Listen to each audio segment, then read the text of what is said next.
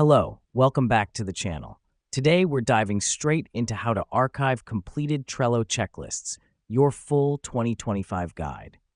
Our first step is to open up Trello and navigate to the board containing the checklist you want to archive.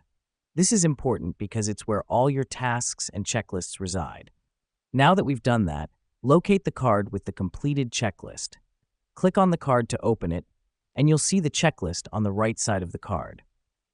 We're doing this because each card represents a project or task, and checklists within it are the subtasks or steps to complete that project. Next up, click on the Hide Completed Items option directly below your checklist. This helps us because it allows us to clean up our workspace and focus on the tasks at hand without deleting any completed tasks. Now let me explain why this matters. When you hide completed items, you archive them. They're not gone, they're just out of sight.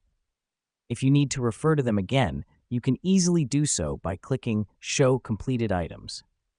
Finally, close the card by clicking the X on the top right. The reason we do this is to save the changes we've made to the card in the checklist. And there you have it.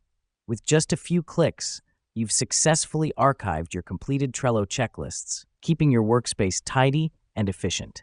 Thanks for joining us, and we'll catch you in the next tutorial.